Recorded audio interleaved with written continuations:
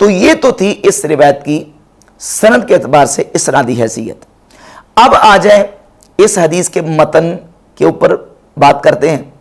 اس حدیث کے اندر جو الفاظ موجود ہیں جس سے مرزا جیلمی نے یہ ثابت کرنے کی کوشش کی ہے کہ یہ جو حضرت امیر معاویہ رضی اللہ تعالیٰ عنہ نے سعد بن ابی وقاص کو کہا کہ ما منعک ان تصب ابا تراب، اس الفاظ سے امیر معاویہ نے کوشش کی ہے کہ سعد بن ابی وقاص رضی اللہ تعالیٰ عنہ کو حضرت علی رضی اللہ تعالیٰ عنہ پر سب و شتم کروایا جائے، نعوذ باللہ تعالیٰ۔ کیا اس حدیث کے ان الفاظ کا یہی مطلب ہے؟ جب اہل سنت کی کتاب ہے تو اہل سنت کے محدثین کا منہج دیکھا جائے گا۔ صحیح مسلم کے جو تبویب کرنے والے اور صحیح مسلم کی شرح کرنے والے بہت بڑے امام نووی رحمۃ اللہ علیہ شافعی 676 ہجری میں فوت ہوئے، وہ اس حدیث کی شرح کیا بیان کرتے اور ان الفاظ کا کیا مطلب بیان کرتے ہیں۔ ان الفاظ کا مطلب بیان کرتے ہوئے امام نووی رحمۃ اللہ علیہ نے 3 توجیحات بیان کی ہیں۔ نمبر 1 توجیح بیان کی ہے کہ سیدنا امیر معاویہ رضی اللہ تعالیٰ عنہ نے سعد بن ابی وقاص رضی اللہ تعالیٰ عنہ سے پوچھا کہ ما منعک ان تصب ابا تراب، کس چیز نے آپ کو روکا ہے کہ آپ ابو تراب پہ سب نہیں کرتے؟ سب کے لفظ پر ہم بعد میں بات کریں گے، سب کو میں سب ہی استعمال کروں گا۔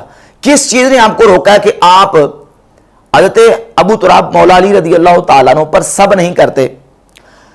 تو کہتے ہیں کہ انما سألہ عن السب المانع له من السب کانہ یقول هل امتنعت منه تبرعا او خوفا او غیر ذلك فان كان تبرعا واجلالا عن السب فانت مصیب۔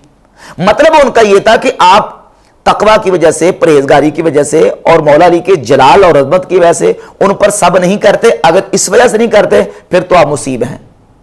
یعنی کہنے کا مطلب یہ تھا کہ وجہ پوچھ رہے تھے کیونکہ وہ سیدنا سعد بن ابی وقاص رضی اللہ تعالیٰ عنہ ان کا تعلق اہل کوفہ کے ساتھ اس اعتبار سے تھا کہ وہ کوفہ کے گورنر رہ چکے ہیں حضرت عمر کے دور میں اور حضرت عثمان غنی رضی اللہ تعالیٰ عنہ کے دور میں۔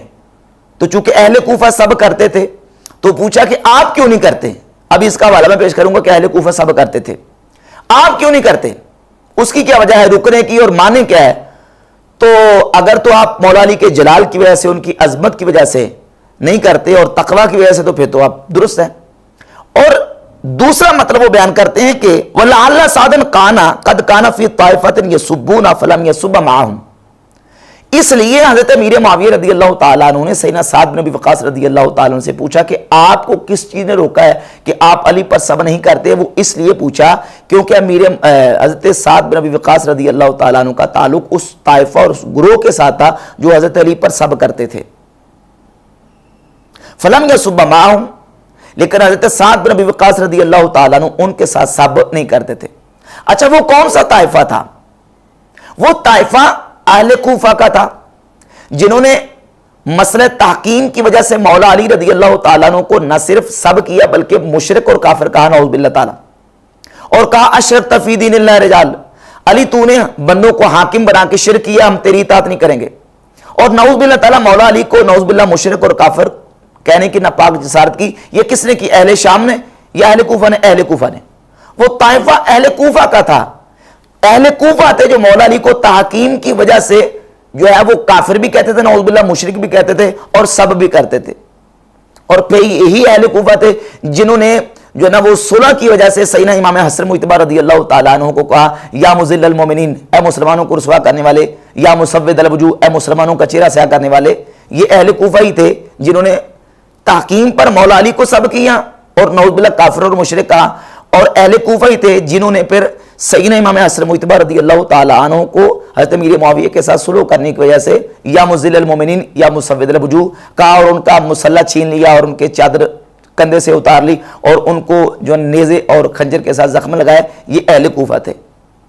تو چونکہ سیدنا سعد بن ابی وقاص رضی اللہ تعالیٰ عنہ یہ سیدنا عمر اور سیدنا عثمان غنی رضی اللہ تعالیٰ عنہ کے دور خلافت میں کوفہ کے گورنر رہ چکے تھے اور عراق فتح بھی انہوں نے کیا تھا، تو چونکہ ان کے عراقیوں کے ساتھ ان کا تعلق تھا تو امام نووی کہتے ہیں وَلَعَلَّ سَعْدًا قَدْ كَانَ فِي طَائِفَةٍ، شاید کہ سیدنا سعد کا تعلق اس گروہ کے ساتھ ہو یسبونہ جو حضرت علی رضی اللہ تعالیٰ عنہ پر سب کرتے تھے، فلم یسب معہم، لیکن حضرت سعد ان کے ساتھ سب نہیں کرتے تھے۔ اچھا اس کا کوئی ثبوت؟ اس کا ثبوت جو ہے وہ امام ہیثمی کی کتاب مجمع الزوائد میں موجود ہے کہ اہل کوفہ مولا علی رضی اللہ تعالیٰ عنہ پر سب کرتے تھے۔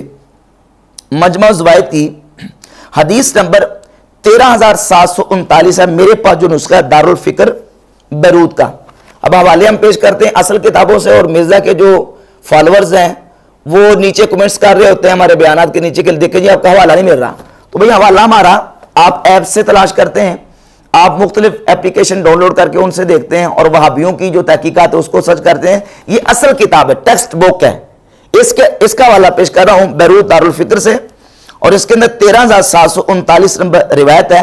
ابو بکر بن خالد بن عرفتہ تابعی ہیں، خالد بن عرفتہ صحابی کے بیٹے ہیں، اور یہ خالد بن عرفتہ یہ سیدنا سعد بن ابی وقاص رضی اللہ تعالیٰ کے ساتھی تھے۔ سیدنا سعد کے ساتھ مل کے انہوں نے عراق فتح کیا۔ ابو بکر بن خالد بن عرفتہ جب سیدنا سعد بن ابی وقاص رضی اللہ تعالیٰ عنہ سے ملاقات کرنے کے لیے آئے تو سیدنا سعد رضی اللہ تعالیٰ عنہ نے ابو بکر سے کہا بلغنی انکم، اب یہ میں جملہ پڑھنے لگا ہوں، وہ جو میرے کتاب کے اوپر جس طرح کی عبارت لکھی ہے ٹیکسٹ میں اس کو پہلے پڑھوں گا اور پھر اس کا دوسرا اعراب پڑھوں گا۔ بلغنی انکم تعرضون علی سب علی بالکوفہ، مجھے یہ پہنچا ہے کہ تم کوفہ میں علی پر سب کرنا میرے اوپر پیش کرتے ہو، یعنی میرے اوپر ڈالتے ہو، علی کو کوفہ میں سب کرنا تم میرے اوپر ڈالتے ہو۔ فہل سببتہ، یہاں کتابت کی غلطی ہے، یا لکھا ہے لفظ ہے فہل سببتہ، کہ اے ابو بکر بن خالد بن عرفتہ کیا تو نے بھی حضرت علی کو سب کیا ہے؟ تو قال معاذ اللہ، ابو بکر جو تابعی ہیں خالد بن عرفتہ کے بیٹے رضی اللہ تعالیٰ عنہ صحابی کے، انہوں نے کہا اللہ کی پناہ میں ایسا کروں۔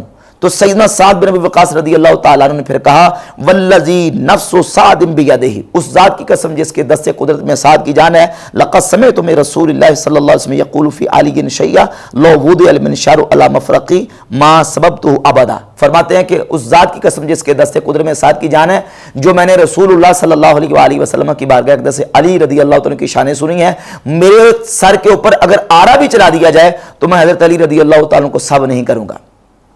یہ سیدنا سعد رضی اللہ تعالیٰ عنہ نے جواب دیا، اور پوچھا کس سے؟ ابو بکر بن خالد بن عرفتہ سے۔ کیا پوچھا؟ ایک تو جملہ یہ ہے، اس کی عبارت کا اعراب یہ ہے کہ انکم تعرضون علی سب علی بالکوفہ، اور دوسرا اعراب یہ ہے کہ انکم تعرضون علی سب علی بالکوفہ۔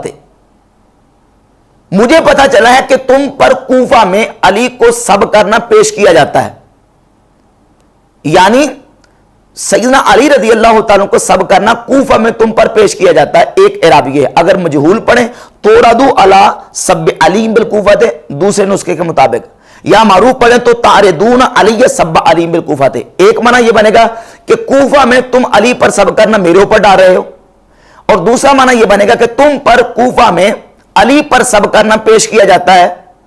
تو دونوں معنی کے اعتبار سے یہ بات جو ہے وہ ثابت ہوتی ہے کہ کوفہ کے اندر مولا علی رضی اللہ تعالیٰ پر سب ہوتا تھا، شام کے اندر سب نہیں ہوتا تھا۔ اب شام کے اندر کیا ہوتا تھا وہ میں آپ کے سامنے انشاءاللہ حوالہ پیش کروں گا سنی شیعہ دونوں کتابوں سے۔